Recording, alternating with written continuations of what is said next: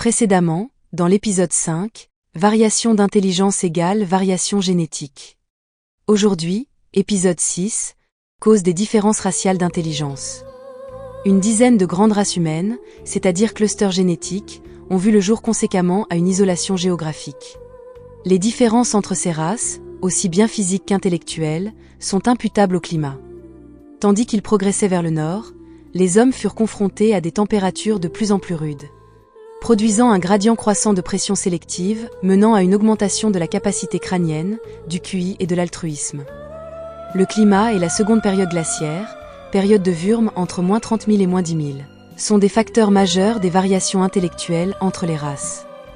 L'explication des différences raciales dans l'intelligence, aujourd'hui largement acceptée, est que l'homme a évolué à partir de l'Afrique de l'Est équatoriale.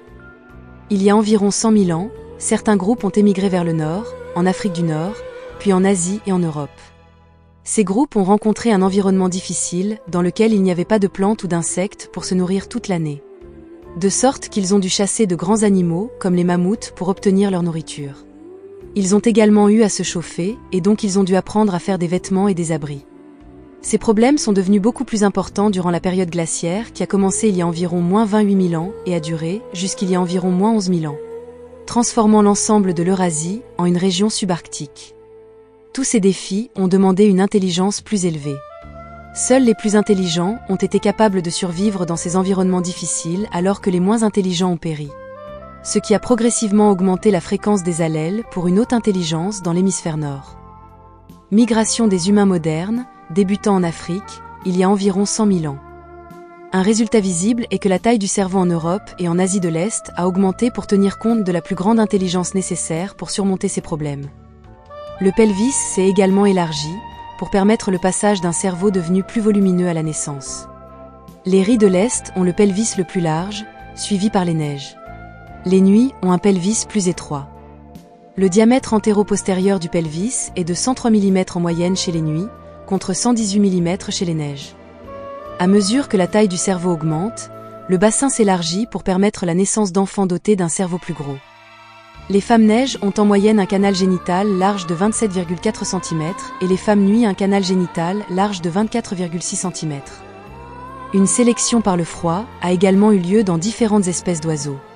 Les races d'oiseaux localisées plus au nord, dans des climats plus rudes, ont un cerveau plus volumineux et un comportement plus flexible et plus innovant. Les variétés de mésanges vivant dans les latitudes plus nordiques ont par exemple une capacité crânienne et une intelligence plus élevée.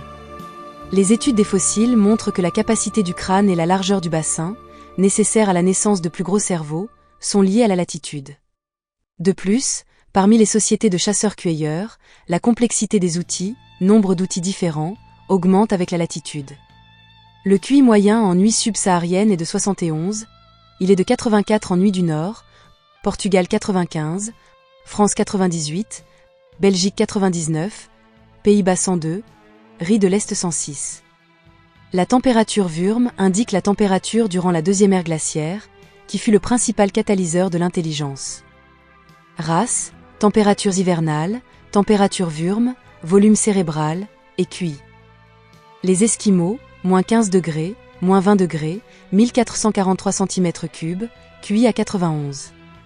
Les riz de l'Est, moins 7 degrés, moins 12 degrés, 1416 cm3, QI à 105. Les neiges, 0 degrés, moins 5 degrés, 1369 cm3, QI à 99. Les Amérindiens, 7 degrés, 5 degrés, 1366 cm3, QI à 86. Les riz du Sud et les nuits du Nord, 12 degrés, 7 degrés, 1293 cm3, QI à 84. Les Bushmen, 15 degrés, 15 degrés, 1270 cm3, QI à 54. Les nuits, 17 degrés, 17 degrés, 1280 cm3, QI à 67. Les aborigènes d'Australie, 17 degrés, 17 degrés, 1225 cm3, QI à 62. Les riz du Sud-Est, 24 degrés, 24 degrés, 1332 cm3, QI à 87. Les insulaires du Pacifique, 24 degrés, 24 degrés, 1317 cm3, QI à 85. Le cas des Esquimaux. Pour qu'une haute intelligence se soit développée, il a fallu 2 paramètres. 1. Une pression sélective, le froid. 2. Une population suffisante pour voir apparaître des mutations avantageuses, suivies par leur sélection par la sélection naturelle. L'explication est qu'ils n'ont jamais constitué qu'une toute petite population. À la fin du XXe siècle, il n'était qu'environ 56 000 personnes par rapport à environ 1,4 milliard d'Asiatiques. Bien qu'il soit impossible de faire des estimations précises de la taille des populations pendant la glaciation principale, il ne fait aucun doute que les Asiatiques ont été beaucoup plus nombreux que les peuples de l'Arctique. L'effet de la différence de taille de la population aura été que des mutations avantageuses pour une plus grande intelligence avaient beaucoup moins de chances d'apparaître chez les Esquimaux. Pourtant, il est intéressant de constater que les Esquimaux ont la plus grosse capacité crânienne, pointant des processus évolutifs à l'œuvre. La période de Würm ou période de glaciation principale exerça la plus importante pression de sélection. Les températures en Eurasie tombèrent nettement en dessous de zéro, transformant le continent en une zone proche de l'Arctique actuelle. En Asie de l'Est, le froid fut tel que les riz développèrent une couche de graisse sous-cutanée, qui leur donne cet aspect jaunâtre. Les paupières s'adaptent pour minimiser l'aveuglement du soleil, qui se reflétait sur les étendues gelées.